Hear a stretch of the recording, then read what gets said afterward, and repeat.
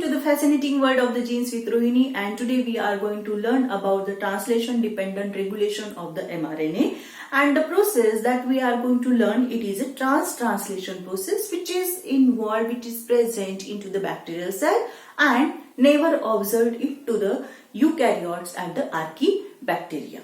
So why this process it is present into the bacterial cell? Now, in the bacterial cell, there is the presence of the mRNA. It is present in all the organism. mRNA it is synthesized, and the mRNA it has the 5' end, it has a 3' end, and in the prokaryotes at the 5' end there is a start codon, at the 3' end there is a stop codon. Now, due to the mutations into the genes or due to the presence of the nucleases and due to the action of the nucleases on the mRNA, this mRNA it will have the intact 5' end, okay, but at the 3' end it don't have the stop codon. That is the mRNA, okay, that is the mRNA it is going to be broken. It is a truncated mRNA, and that broken mRNA which don't have the stop codon, that mRNA it has to be removed from the cell.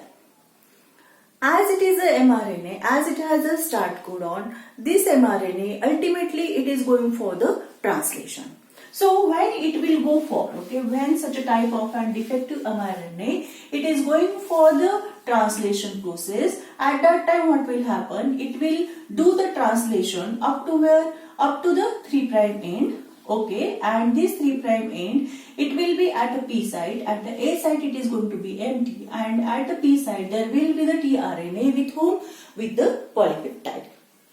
Okay, now here you can see, okay, what you can see, that the A site it is empty, and now the ribosome it has been stopped, the ribosome it has stalled, it has taken a pause. Why it has taken a pause?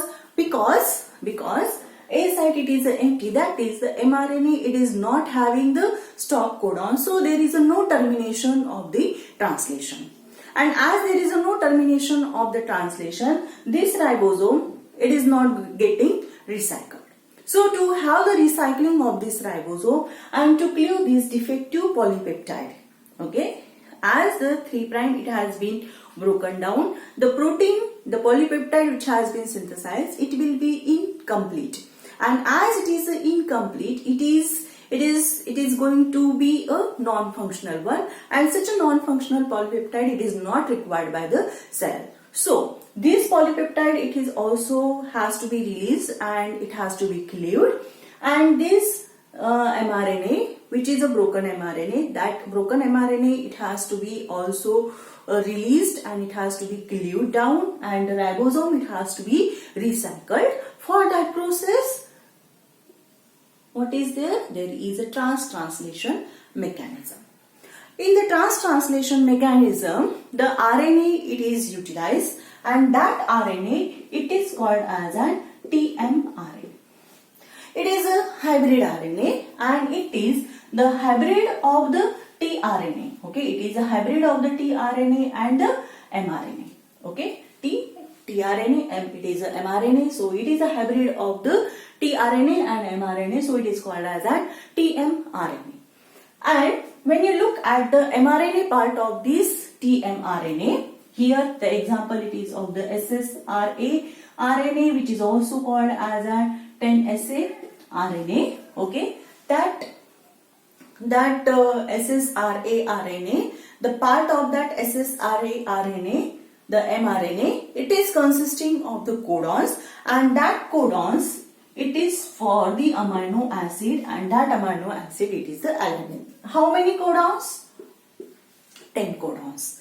10 codons of the alanine they are present, and after that there is a presence of the stop codon. So here, for the termination of the translation, what is required? The stop codon it is required, and that stop codon it is going to be provided by whom? It is going to be provided by the ssRA RNA. The ssRA RNA it is consisting of the part of the mRNA, and that part of the mRNA it is having the stop codon, and this stop codon now it is going to involve, it is going to help for the termination of the translation of the translation which is going to be carried out on this mRNA. Okay, and tRNA, it is going to resemble to the normal tRNA. This tRNA part which is present into the ssRA RNA or the tmRNA or the 10SA RNA, that tRNA part, it don't have the anticodon. Okay, what it don't have? It don't have the anticodon. And this ssRA RNA, okay, it can be charged, or it is going to be charged with whom? With the alanine. Okay, so there is the amino acylation of this ssRA with the alanine, the amino acid alanine. And such type of the ssRA RNA which is charged with the alanine, it can now help for the completion of the translation which is carried out on the broken mRNA. Now, how it is? Now here you can see that the A site, it is empty. And here now who is going to come? The ssRA RNA, it is going to come, which is charged with the alanine, and as it is a charge with the alanine, here there will be, okay, there will be the incoming of the EFTU GTP. And this EFTU GTP, now it is going to bound with this amino acylated ssRA, and now this, okay, this ssRA, now it can, okay, now it can be placed at the empty site. Okay, it can be placed at the empty A site. Okay, now it has been placed. Okay, after that, the next step, after that, in the elongation of the translation, it is what? There is a hydrolysis of the GTP, and after hydrolysis of the GTP, okay, after hydrolysis of the GTP, there is what? There is a proper orientation of the tRNA, and here after hydrolysis of the GTP, okay, this EFTU GTP, now it is going to be converted into the EFTU GDP, and now it is going to be dissociated from this translational complex. Okay, the next step, it is just like your elongation process into the translation. Next, what is going to happen? Then there is a transpeptidation reaction. Okay, so there is a transpeptidase, it is going to be active, and then there is the transfer of this peptide over this alanine residue of the ssRA.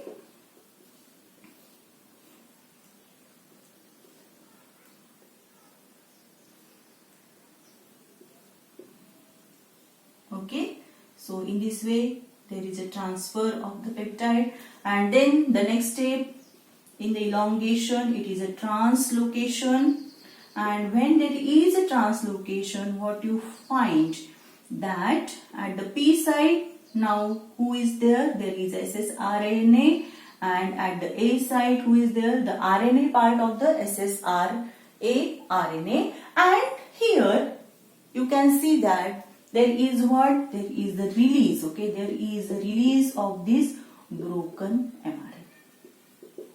Okay, there is a release of the broken mRNA, and now in the ribosome, who is present? ssRA RNA. Now, next step, it is what? Again, there will be the incoming of what? There will be the incoming of the next charged tRNA at the A site, and now here the mRNA which is a part of the ssRA RNA, it is going to encode the alanine. So there will be the tRNA for the alanine, okay, amino acylated tRNA. It is going to come at the A site. It has the alanine residue, and now what is going to happen? The elongation process, it is going to be there. Again, there is the hydrolysis of the GTP. Okay, then there is a rotation of the tRNA, then there is a transpeptidase, it is going to be active, the peptide, it is going to be transferred at the amino acid which is on the tRNA at the A site, and again there is a translocation, and in this way the process it will go on, and at last what will happen, okay, at last what will happen here at the A site. Now there will be the stop codon. Okay, at the A site there will be the stop codon, and as there is a stop codon, what will happen? There will be the termination of the translation, and after termination of the translation, there will be the release of the ssRA RNA. Then there is a release of this polypeptide, and the ribosomes, they are also getting released. Okay, so in this way, the ribosome which are engaged into the translation of the broken mRNA, that ribosomes, they are going to be released. The peptide, now it has a tag. Okay, it has a tag of the alanine. 10 alanine residues, they are present over this protein, and that it is going to be a recognition sequence for the proteases. Okay, ATP dependent proteases, it is going to detect it, and it is going to cleave the polypeptide. And in this way there is a removal of this broken mRNA, there is a cleavage of the peptide, okay, defective peptide, there is a recycling of the ribosomes, okay, by the mechanism called as a translation. Now the question may arise in your mind that this ssRA RNA, can it be come during the normal elongation process? No, it is not going to be involved into the normal elongation process when there is a presence of the intact mRNA. Why this is so? Because the ssRA RNA, it